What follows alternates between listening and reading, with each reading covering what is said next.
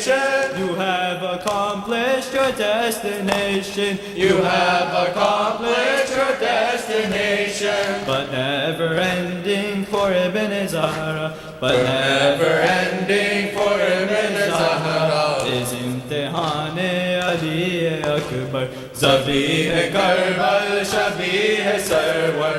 Oh, our hero Ali Akbar. Zabih Karbal, Shabih Sarwar. Oh, our hero Ali Akbar. Oh, our Mawla, you carried Akbar, a feat greater than Fateh Khaybar. Oh, our Mawla, you carried Akbar, a feat greater than Fateh Khaybar.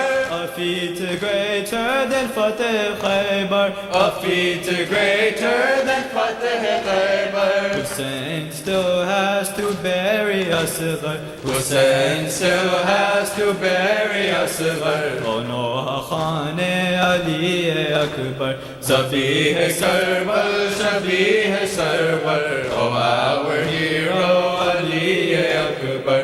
Zabih Karbal, Shabih Sarwar. Oh, our hero Ali Akbar. They violated the Psalm of David, the youth of Yusuf, the face of Ahmad. They violated the Psalm of David, the youth of Yusuf, the face of Ahmad.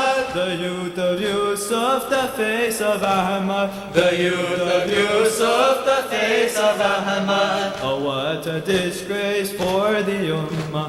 Oh, what a disgrace for the Ummah. وقاتلان Ali Akbar. Zabih Karbal, Shabih Sarwar. Oh, our hero Ali Akbar. Zabih Karbal, Shabih Sarwar. Oh, our hero Ali Akbar.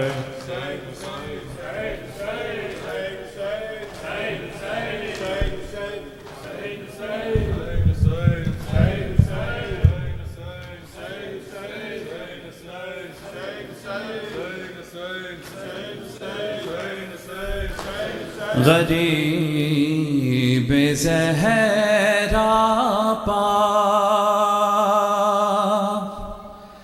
کیا وقت ہے غریبی کا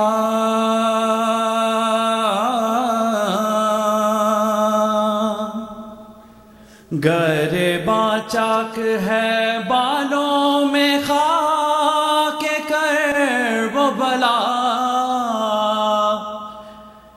تلاش کرتے ہیں رستہ نظر نہیں آتا یہ حال دیکھ کے ہنستے ہیں شیپا اہل جفا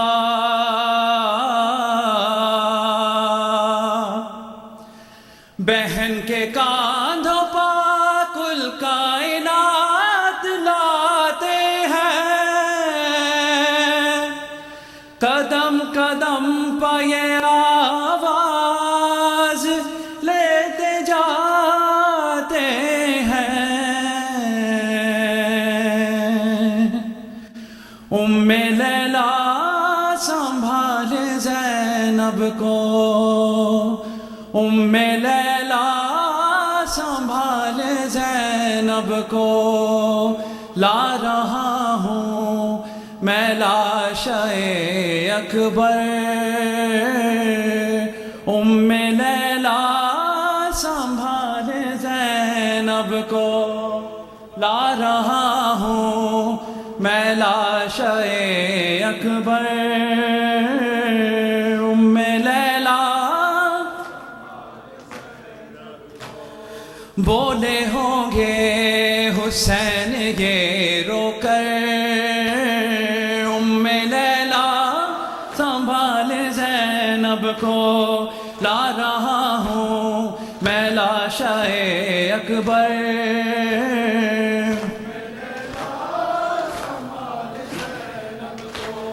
نوجوان لاش ہے ضعیفی ہے میری نظروں سے دیکھ منظر کو، کیسے ہمشیر کو سنبھالوں گا، میں سنبھالے ہوئے ہوں اکبر کو، تیرا احسان ہوگا یہ مجھ پر،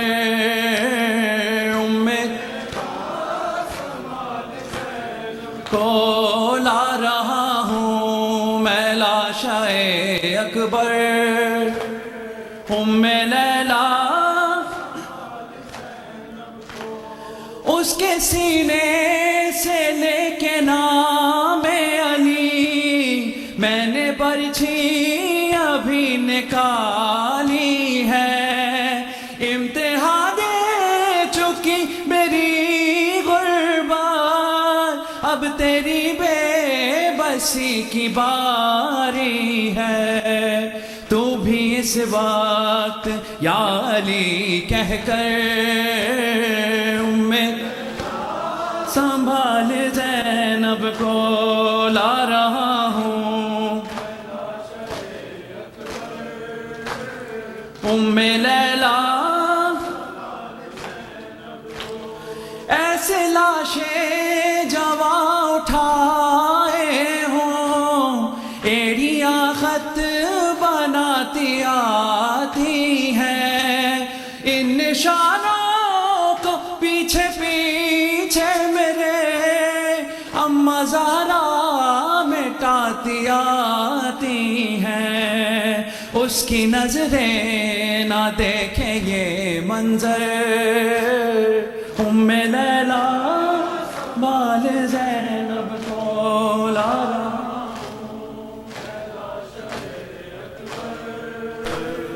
ہوں، لیلا سلام زینب کو، حسین حسین حسین حسین حسین حسین حسین حسین حسین حسین حسین حسین اللہم صلی علی